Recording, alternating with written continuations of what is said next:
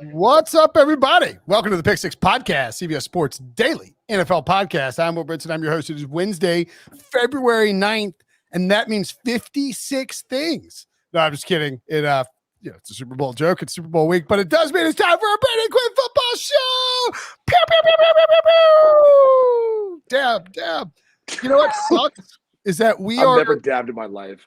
You just did. I know. It's a shame. We're in the same city. We saw each other earlier today, and we're doing this over StreamYard because I don't want to talk smack about the people who are at the set because they're doing a great job. They're working hard and they're working hard. They're doing a great job. Yeah. Let's be honest. They're not to blame. It is the traffic in My LA. God. It's traffic in LA awful. Is horrendous. It's outside of the taxes in the state of California, it is like it literally changes how you live your life. Like one of the reasons why I'm not sitting next to you right now with my arm around you, right? Like trying to reach into your. You do sound a little stopped up though. No, my voice is like almost gone. Like that's the issue. Like I've been up and talking since 3 a.m. today. My God, Pacific time. Oh, right, change your radio show. 3 a.m. Tuesday, the 8th. But it's been a long day. Yeah, you're out here grinding like the legend that you are. If you're watching on YouTube, youtube.com/pick6, hit that subscribe button, turn on your alerts, like and comment. When we go live, you will know. Spotify, if you're listening there, give us a 5-star rating, please, in the feed. You can check out storylines. We rank storylines, Super Bowl storylines with the Super Friends on Tuesday. The Gambling Guide with RJ White, the ultimate gambling guide powered by Sportsline on Monday. All those available now. And coming up, bold predictions from the Super Friends. That'll be in your feed. Mañana. I don't know what we're doing on Friday. Who knows? Oh, no, we're doing a picks show with Pete and RJ. Oh, there you go. That should be electric. You know, Pete Prisco, by the way, this is the least amount he's ever worked for a Super Bowl. The guy maybe does one hit a day. It's unbelievable. He literally, today is Wednesday. He has one hit scheduled, and he tried to act like, oh, no, that's such a shame. It's like, shut up, bro. Like, you're thrilled you have one hit. Yeah, he goes to the beach. He makes fun of how he thinks the Florida beaches are better than California beaches. And then he comes back, does his one hit, and he goes back to whatever he does the rest of the day. Isn't it bizarre that this old man is down there at the California beach taking photographs of the beach? Yeah, it's like, dude, you live near a beach. You grew up near a beach. Why do you need to take pictures of this beach? What's the point? Like what are you, a tourist? Grow up. He did say he was running on the beach, which made me think, like, compare him to another great Italian who I could picture running on the beach. That's Rocky Balboa. Absolutely. Or Sly Stallone, however you want to call it. But regardless, I was thinking of the difference between, like, Rocky running on the beach and then Pete. There's some differences, Brady. Stark contrast between the two. I know, Rocky buff, shirt off, but Pete's like flailing all over the beach, flopping and whatnot. People might mistake him for like a beach sea creature at this point. So my boy Rocky. Oh, we missed! My dunk buttons are in the wrong spot here. I hit the wrong first. I'm used to hitting it with my left hand. I got it on the right hand here. You wanted the Kevin Harlan. Oh! Up high, down hard. Yes, that's what we wanted. I said this last offseason. I screwed up and I didn't pull it off. This offseason, maybe this week, who knows? We're going to get Kevin Harlan on the podcast. And we're going to see if he'll give us a custom pick six call, a custom pick six dunk with that legendary voice of his. She's got a great voice. Oh, he does. I'm so jealous. All right, that guy is drunk. Let's get to some NFL news that we're going to cover. The New Orleans Saints. Is this an emergency pod almost? Technically, yes, because we didn't podcast on it. Oh, I'm glad you were made aware of that. Yeah. It's the Dennis Allen podcast. We didn't really do a good job of three of the coaching hires emergency podcasts. I hope people understand. I know that's sort of that's our bread and butter. We invented the emergency podcast, and now you have everybody trying to copy us. A bunch of frauds and haters out there. It's just how life is. But I will say that, we were just so busy with HQ that it wasn't possible. So Brady and I will talk about it. This is our first time chatting about it on Pick Six. The Pick Six Pod. He is the former Saints defensive coordinator over the last 5 years. 5 years, of course. I was the interim DC in 2015. 3 seasons as the Raiders head coach from 2012 to 2014. I think he won like 8-28 or something like that. Did win a Super Bowl with the Saints as a secondary coach in 2009. I kind of like this hire for a lot of reasons, Brady. Continuity, the fact that Dennis Allen probably got a raw deal in Oakland just because that's one of those spots you can't coach. And with so much unknown about what the Saints are going to do, I think it makes just life easier for everyone involved. Yeah, and that had to have been a lot of the logic behind this. I don't know that Sean Payton stepping down, maybe it was a surprise to the Saints organization, maybe not. It seemed like it was like Gail Benson, that she's the owner, right? Yeah. I remember hearing some sound from her after the season and being like, "Oh, we don't know what Sean's going to do." It's up to him. We don't know. It's like, he's gone. I was lady. like, really? You don't know? Like, he's about ready to send you this like goodbye note. Yeah. So I think from that standpoint, probably caught at least some people within the Saints organization off guard. And it makes sense that look at what you've built. I mean, you've built in a perennial playoff team, or at least contender. Now that doesn't come with the fact that they are 70-some million over the cap for next year. That's a problem. You've got an aging defense, questions at the quarterback spot. Now your best player overall is probably going to serve time for what Alvin Kamara did in Las Vegas. He'll be punished at the very least. Yeah. So now you lose him for whatever period of time or games, et cetera. So there's a lot up in the air right now. That's, I think, the tough part about this. And I guess the one thing that you're doing by hiring Dennis Allen is you're keeping continuity. You're trying to keep that culture intact. And look, I was with DA in Denver in 2011. He was our defense coordinator. So there's some things that I think he does schematically really well that are things to point out. Like, for example, here's a former secondary guy. And I thought one of the things, Ronaldo Hill, who was one of our safeties, and we were talking about, obviously, with Brian Dawkins, some of those guys, is the way he'd go about disguising coverage. And so one of the things is you have to understand how the other athlete is trained or other players trained across from you to then understand how you can manipulate them.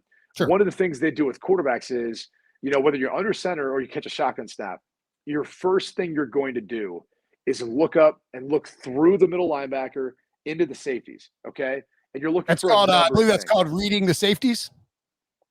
Sure, if you want to call it that. Really, it's just a post-snap look. But the whole point is this.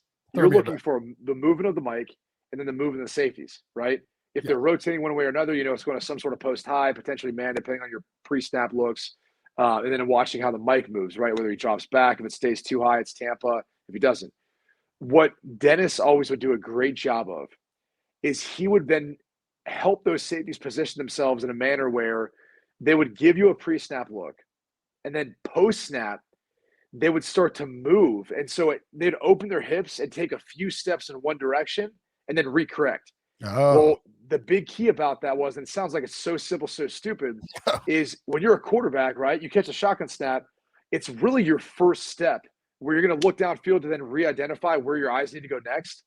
And so once you kind of check out the safeties quick, now your eyes are going to whichever side of the field or wherever they need to be for either the next defender read or the next player you're reading in your progression. So they would trick you because a lot of times, as soon as you look the other direction, you can't spend 3 seconds watching the safeties. I mean, exactly. Well, and really, in your drop, if you're under center, your first 3 steps typically you're going to drop back first 3 steps, confirming coverage. Now 4, 5, if I have a 5-step drop, are getting my eyes over where they need to be, or to my first read potentially. But in shotgun, it's really only like about a step because your drop is chopped down to 3 steps in shotgun. It's a 5-step drop normally for timing purposes and all that for the rhythm of the play. So there's just little nuances like that I thought he utilized with that defense in 2011, which was literally helped to lead us to the playoffs that year and winning the AFC West. I thought it was Tim Tebow that did that led you to the playoffs. He was a part of that too, obviously. So there's a row of comebacks, but obviously our defense had to play a part. Yeah, the defense is the key. And by the way, you know who never gets enough credit that year? Willis McGahee. Willis McGahee was unbelievable.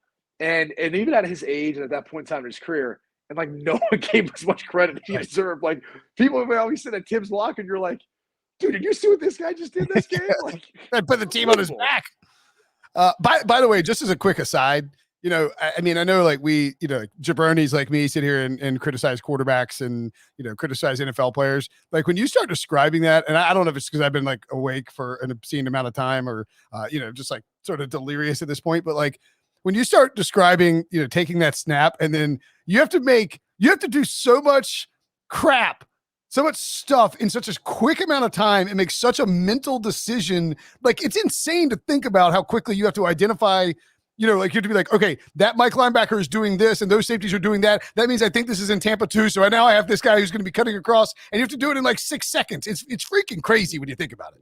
Not 6. I mean, think about the average whatever. Yeah, I mean, at 2.5 seconds. It's insane. It's insane football, just to think about how much stuff you have to deal with. Well, and that's why the best offensive coordinators and offensive minded coaches, they help formulate things to give you some of those answers. And so you, not before the snap, you have your mind made up, but it gives you a pretty darn good idea of where you're going. And so if I know it's zone, I know how I can manipulate them. Or if I know it's man, I already know where my matchup is. And so now it's just a matter of who's the free defender. Is it the middle field safety? Is it potentially a drop down robber or thief, depending on how your terminology? Is it a linebacker? And so now, you start going through that and then figuring out which matchup is best, which, depending on leverage, which guy is more likely to get open based on the route he has. Because that's the other thing. Like, people don't understand at the college level, NFL level, if you have an in-breaking route and the defensive back has outside leverage, like, that guy's going to win. It's the wide receiver's job to win, especially if he has inside. If he's got. You're saying if the wide receiver has the inside leverage, he's going to win in that spot. Yeah, what I'm saying is, if the quarterback's job is to have outside leverage and not get beat outside, he's not going to get beat outside, very rarely. And if you're a wide receiver and you have an outbreaking route, it's probably dead. So as a quarterback, like, when you walk up and you look at it and say, okay, it's a post-high zone coverage, and they've got outside leverage out there, you're saying to yourself, it's probably not an outbreaking route that's going to be there. It's probably some more in-breaking route, right? Where I know he's going to be able to win based on leverage. It's the wide receiver's job, and it's the cornerback's job. Right. So, like, that sort of thought process as you're looking pre-snap helps you work post-snap a lot quicker and then more confidently, which is a huge key. But then it's like those little nuances of how, as a quarterback, you can manipulate that whole defender or manipulate that cornerback if he starts maybe for the first few steps of his drop back, or I should say back pedal. If he starts looking at you first, then you can give a little nod or something, or separate your hands, something to get him to freeze, because he might think the ball's coming out quick. So there's all sorts of little games within the game. Dennis Allen was someone who I thought did a great job of coaching up the secondary on the little nuances of how they would impact the quarterback with where his eyes needed to be, and being able to kind of disguise and confuse. And that's key, because if you're playing, especially if you're playing a young quarterback, you can really turn it into like a possession where you steal something. If you're playing an older quarterback, you need that to help gain some kind of advantage. Otherwise, like, glad you brought that up. Yeah. So let's look at their division. You're most likely going to have either Blaine Gabbert or Kyle Trask as a young quarterback, or an addition. Maybe you get a veteran guy, maybe not. Maybe you go back to the draft again if you're Tampa Bay. So potential chance you face a young quarterback there. Carolina. Sam Darnold. Yeah, I mean, Sam Darnold, who's been susceptible to turnovers, but also, what if they go back in the draft or they go another direction? Again, like another example of at least a younger quarterback, or maybe a new quarterback learning the system / potentially draft pick. You go down to the Atlanta Falcons. Now, Matt Ryan's still there, probably not getting underneath him, and that kind of stuff doesn't mess with him as much. But what if they move on from Matt Ryan? Then you got to they have to start thinking about life after Matt Ryan too. So there's the potential for this to really work out in their favor, at least within their division, to keep things afloat, because the strength of this team has been their defense. Like, we can say whatever we want about Drew Brees, and he's a first ballot Hall of Famer. I'm not saying that. But at the end of his career, the most consistent piece of that team was really their defense when it was all said and done. They went 7-9 3 straight years until the 2017 draft, when they landed, Ryan Ramczyk, Kamara, but also a host of defenders, Marshawn Lattimore, PJ Williams, or Marcus Williams, excuse me. And they, all those guys helped to transform that defense, and Dennis Allen's presence there as well. So, yeah. And I think Michael Thomas missed some time. You've got Brees, who missed some time down the stretch. He obviously wasn't the same player, but you had stretches where you had backup quarterbacks going in, and yet the team was still winning despite that. And sometimes, like, low scoring games, in part due to their defense. Yep. All right, let's take a quick break. We both like the Dennis Allen hire. The question becomes, because is that the guy they thought all along? Did they give other candidates legitimate shots to interview? That's the hiring cycle right now in the NFL. That's for a whole nother conversation. That is a whole nother conversation. And we've got to get to a read between the lines, Super Bowl edition, coming up next after this break. Okay, so America's hottest, fastest growing game show, Read Between the Lines, invented by Brady Quinn, I mean, the intellectual property rights, it basically allow you to retire from your media job. You're not going to have to do anything else because people are just going to be playing read between the lines all over America. It's hotter than Wordle, honestly, right now. I mean, we're making T-shirts. All right. I can't say the exact design, but we will have read between the line T-shirts. All right. Three fingers is the logo. Yeah. For Pick Six. By the way, I bet you hate Wordle, don't you? I never even got into it because I kind of saw it was becoming such like a fad thing on social media. I was like, this will burn out quick. Yeah. And I'm not even gonna jump into that pool. I'll just let everyone else swim around for a while. My Wordle run is probably ending here at the Super Bowl because it's like I just forget about it and then yeah. Well, you have to become an adult again. Like that's the thing. Is like I'm like, all right, if an adult wants to do it for a little while, eventually they'll be like, all right, I got too much crap on my plate. I can't keep doing this. That's exactly right. All right, let's kick off a little read between the lines. Fire it up, Brady. Let's start off with the LA Rams cornerback Jalen Ramsey saying, "We oozing with confidence as well. Don't forget about who we are over here." Read between the lines, Will. I think that the LA Rams and particularly the defense, for as much as we talk about them because we're worried about the Bengals offensive line, but the story, everybody who's picking the Bengals is saying, oh, you can't bet against Joe Burrow. Joe Burrow's unstoppable. Well, you know who doesn't think that Joe Burrow's unstoppable? The LA Rams, Von Miller, Aaron Donald, and Jalen Ramsey. And Donald and Miller might vocalize it a little, but in like a kind of a funnier way. Donald just isn't going to say anything. He's just going to show up and be an animal. But Jalen Ramsey likes to talk. And I read between the lines, and I'm thinking that they're doing the thing. And I love this, by the way, as somebody who's betting on the Rams and picking the Rams to win. Yeah. They're doing the thing where they invent a chip and they put it on their shoulder, and they can't believe that the whole world loves Joe Burrow and he can't be stopped. And that's what they're doing, I think. Yeah. So the last 3 Super Bowls, the team with the worst record coming into it has won. And obviously, Cincinnati's in that position. They're kind of that hot team right now that kind of doesn't know what they don't know, and they can be dangerous in doing that. But there is this element of like, dude, these guys have been here before. Yep. Jalen Ramsey is a stud, and I'm sure he's – I don't know if you change up what you do if you're Raheem Morris, but you'd think you'd want to match him on Jamar Chase because that's such a big piece of the Bengals offense. You take away Jamar Chase, you take away some of those big play elements. So I'll be curious to see what happens in this game with that regard. Well, I would think that, and they've been playing Jalen Ramsey a lot more in the slot, as Pete Prisco has pointed out on here. And they don't. Raheem Morris doesn't really like to just have him, follow around one wide receiver. You would think Tyler Boyd is going to be primarily in the slot, and so maybe Ramsey's on him on third downs. We'll see, but yeah, I would agree with you. I think they'd want Jalen Ramsey to be the guy trying to wipe out Jamar Chase, and certainly.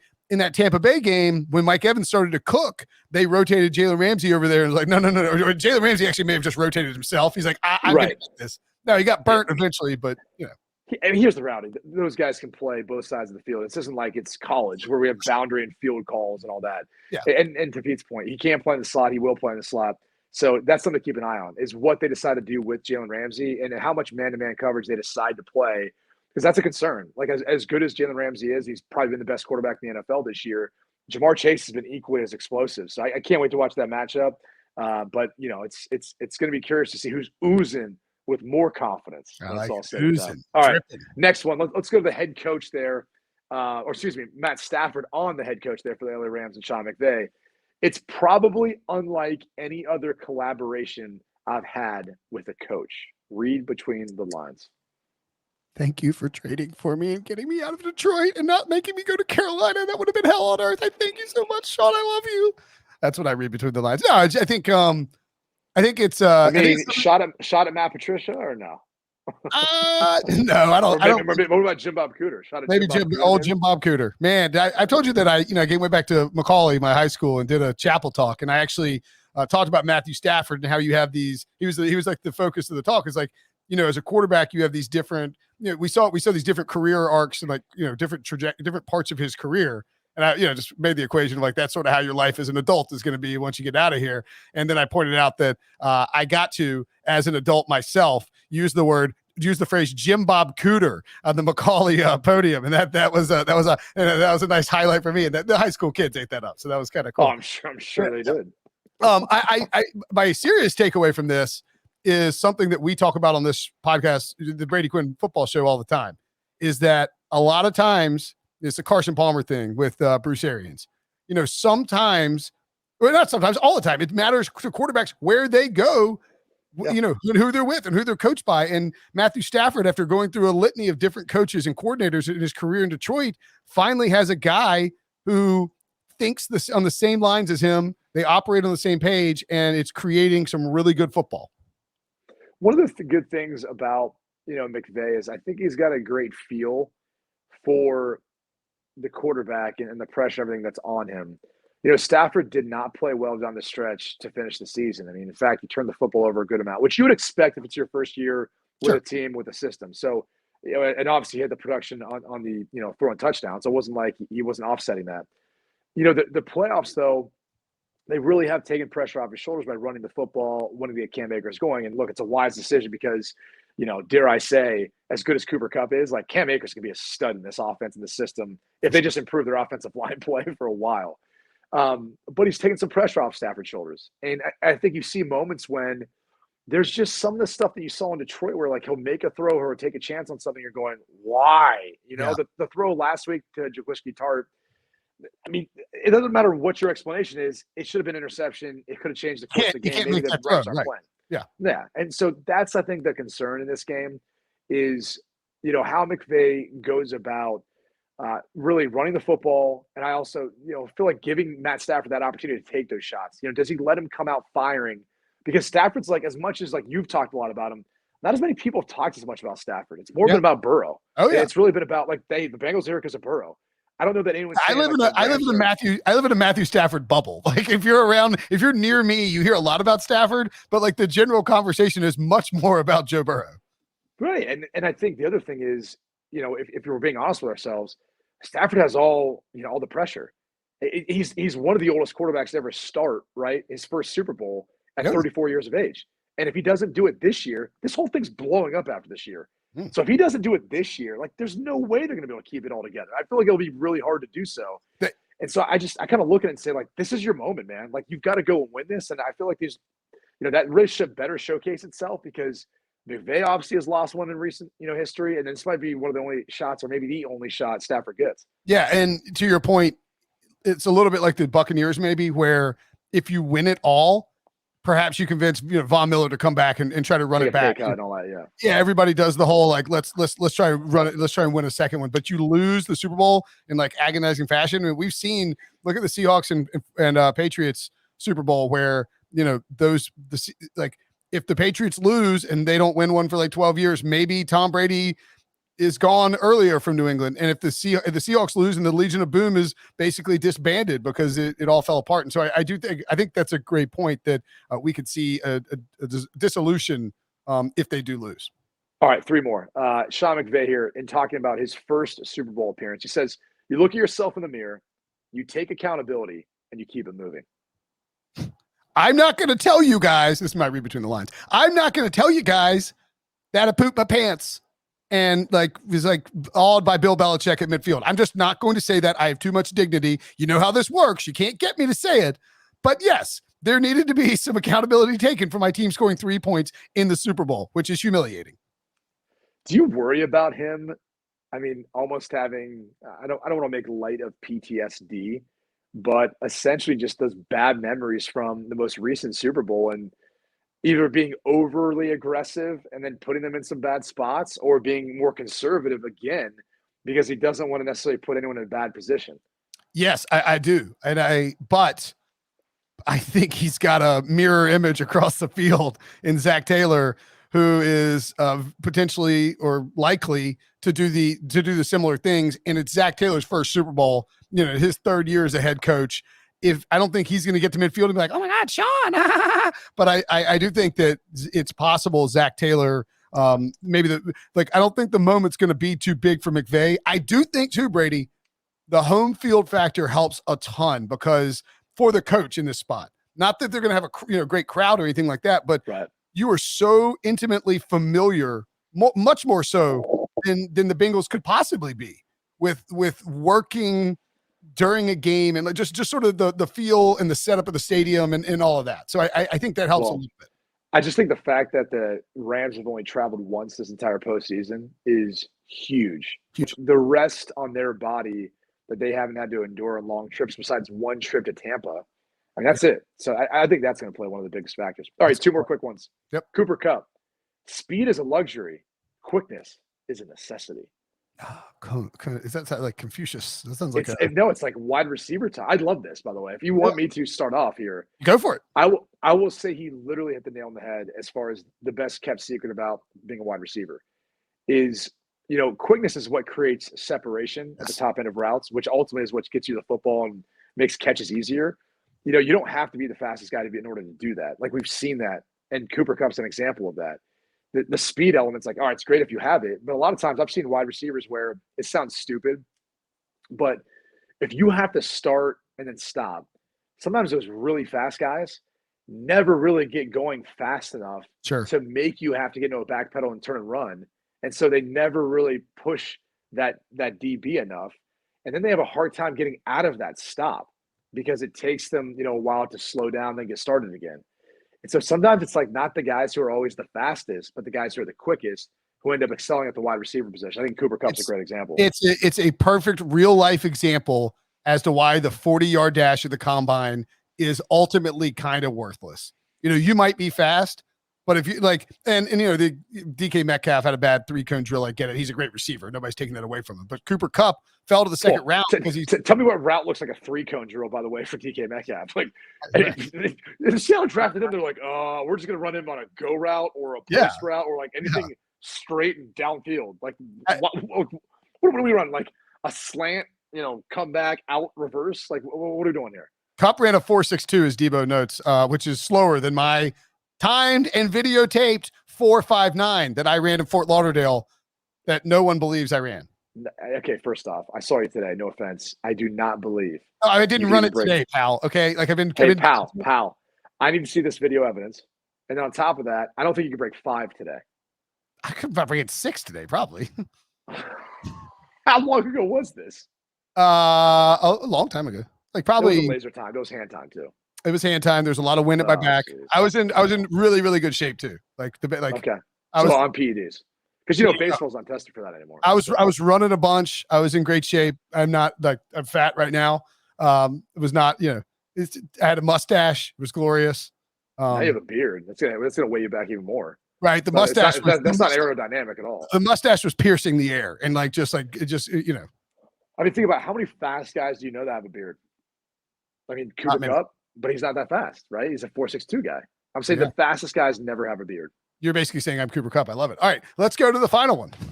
Final one, because you're really itching to get to this thing tonight. Joe Burrow on Zach Taylor. Nobody really even realizes how young Zach is. You even know how old he is? You know his age?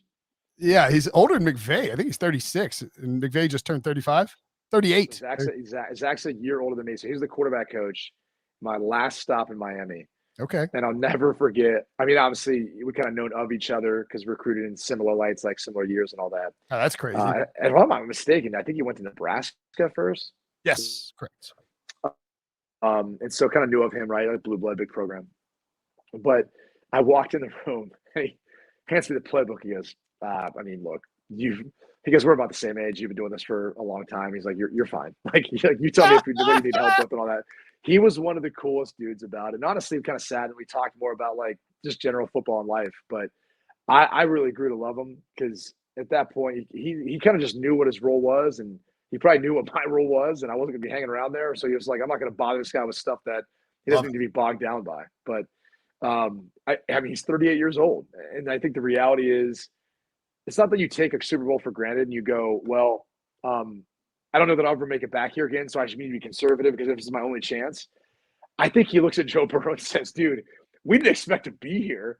We're going to play loose. We're going to take shots. We're going to be aggressive because, well, we're going to have more shots at this. We're going to have more opportunities at this, especially as we get better, in particular up front of the O-line. So I think what basically Joe's saying is like, look, man, like we're both young. Like we're growing this thing together. I was sort of taking it as a different way, like just people don't really know about him or like, he just doesn't have a ton of experience. To your point about playing loose, I was on Jim Rome's show on Monday and Jim pointed out, he said that he was like, I was down on the field at Kansas City. Right. And he's like, Zach Taylor's walking around with his kids and like wife before the game, and Joe Mixon's playing catch and goofing off, and like they're talking to fans. He's like, they were just so incredible. He's like, I don't say this is like why they won. They were just so loose. And, that helps, especially when Mahomes comes out slinging and all of a sudden you're down 21-3. And so I do think there's some of that. And you're probably right. If there was a team that was going to be uptight in this spot, it would be the Rams and not the Bengals. But I mean, I do think the lack of experience in big games for Zach Taylor, he obviously has his playoff run, but they just haven't played any games that mattered. And it almost feels like Zach, I don't want to take away from him because, as you point out, good coach, but like it does feel like it's some of Ed Orgeron too. Like hop aboard the Joe Burrow Express and take it to a title, buddy. I mean, enjoy. Joe's gonna drag your ass to the promised land. I mean, look, Joe talked about like confidence, and that's something that I've brought up probably a couple times on here with you. It's something that can be like fragile or delicate, but one way to help keep confidence is momentum. And Joe Burrow's had momentum on his side ever since having the greatest season ever in college football, right? Yeah. Like that led into him being the number 1 overall pick. That's led into, even though he got injured his rookie year, he was probably on his way to be the offensive rookie of the year that year. Yeah, no question. And then you look at what he's done now. It's like, dude, the guy should be confident because all he's known and all he's done is perform in those big spots. And so he's able to every time he gets in those pressure situations go, been here before, done this. I don't need to view it or feel any different about it. And even though Zach Taylor's inexperienced in that way, he's got the guy on the field who ultimately is what matters most. And he feels comfortable in that spot. So I feel like, look, if the Bengals lose this game, it's going to be because of that offensive line just getting demolished by the Rams front. And it's going to feel, I'm not trying to compare Burrow to Peyton Manning. It's going to feel like that Seattle Seahawks defense versus the Bengals. Okay. Like, I'm not saying it's going to be a blowout either. Right. But it's going to feel like that. Or a little bit like Tampa Bay versus Kansas City. Maybe that's even sure. That might be another fair comparison. Yeah. And you're not saying that the Rams are the peak Legion of Boom or anything like that. Just that. No, it's just that's the biggest mismatch.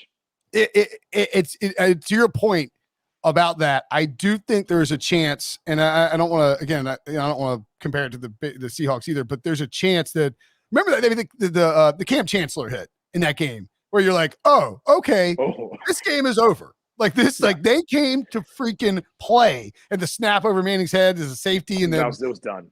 And it was, I mean, it was never even close. I like to think that, but shoot, Peyton Manning. I mean, you'd like to think Joe Burrow would be able to mount a comeback, but we also saw with Peyton Manning, like the Seahawks never let up. And dude, that was a record-setting year for them, right? Wasn't it that year for them? I mean, every record. Yeah. And that game was a pick-em too, by the way. Yeah. All right. So let me. Let's. I'll see you plenty of times. You'll be on CBS Sports HQ a bunch. We'll get to hang out, maybe have some beers. But I'm curious for the podcast purposes. Yeah. Who you got in the game? So, this is how I feel. There's some bias to it, right? There's always bias to it. Yeah. I'm an Ohio kid. Yeah. I'm rooting for Joey B. I really am. And I think from what I've seen from him, it's led me to this conclusion. There's 3 rules in life: death, taxes, and it used to be not to bet against Tom Brady. Yep. I think Joe Burrow's taking this spot. So I'm going to go ahead and take the 4.5 points. I think you could see a scenario where the Bengals just went outright. Like it was weird, and this dawned on me and thinking about this week because I knew we were talking about this. By the way, just for the record, when you say there's 3 rules in life, technically, these are the 3 rules I live by. Never get less than 12 hours sleep.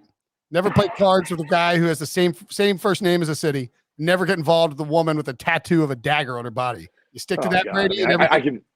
I could go on and on about this, right? Never trust a guy with 2 first names. All right. No, that's a quote from Teen Wolf, by the way.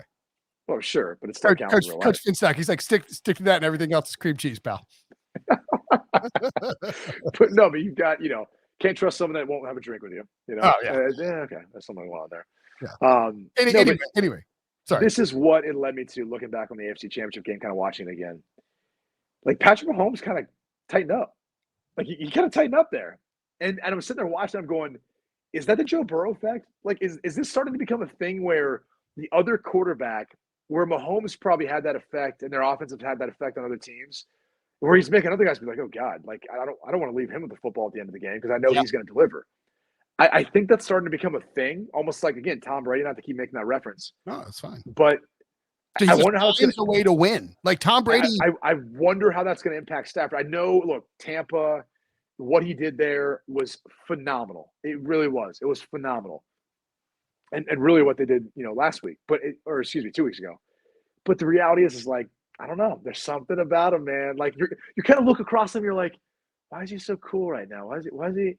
Should I be nervous? Like he's acting cool. Stafford, you don't want to see his pregame outfit. Like you do not want to see what he rolls in. I can't trump his coolness. Like, oh no. Like, am I the nervous guy now? Like he's been so cool that I can't trump that. Am I the nervous guy? Like, am I the guy who looks nervous now? Because Joe Burrow looks so cool. Like, how do I go about managing this? Yeah, and I mean, look, I said it immediately after the matchup was set, and the NFL memes freaking account stole it and it went crazy viral. I said, look, point. The Rams are better here, and here. They have, a coaching advantage, schematic, blah, blah, blah, blah, like 10, 15 different things. And it's like counterpoint. And it's a picture of Joe Burrow. And it's like, yeah, I mean, like I have been pounding the table all playoffs saying, don't bet against Joe Burrow. He wins in these big spots and I'm an idiot. I'm going to bet against him. But I just think the Rams are better. I think the defense just takes care of business and they come to play. And you have two guys who are probably Hall of Famer. I mean, Von Miller's Hall of Famer. Yeah. Okay. Yeah. Aaron Donald. Yeah. I mean, Jalen Ramsey's probably on the track to be a Hall of Famer too. Like if they win this Super Bowl, those three guys are just shoot up they're already in a good spot in terms of the rankings of all time. But Aaron Donald's involved in all like the greatest of all time if he goes out and wins the Super Bowl. I just think that defense comes to play. And well, that's what bothers me. It's the most obvious mismatch that's going to play the biggest factor is the O-line of the Bengals versus the D-line of the Rams. Yep. And that's what I'm like, because last year was the same thing, right? Kansas City offensive line, and yet I was still like, yeah, but it's Patrick Mahomes and the Chiefs, right? Yeah, absolutely. And so I'm making the same mistake again this year, and we'll see what happens. But it feels okay to make the mistake with Joe Burrow. It's just weird that like the last three Super Bowls, right? The team with the worst record ended up winning outright. Yeah, it's very. And that's where the Bengals are sitting in the same position again. It is certainly weird. All right, that's it for the Brady Quinn Football Show. I promised the 30 minutes, but you know what? This is too good of a conversation. So if I'm late to the basketball game, I'm late to the basketball game. No big deal. No sweat off my back. Just chilling in LA. Brady, as always, buddy, a pleasure. See you tomorrow. Probably. Enjoy.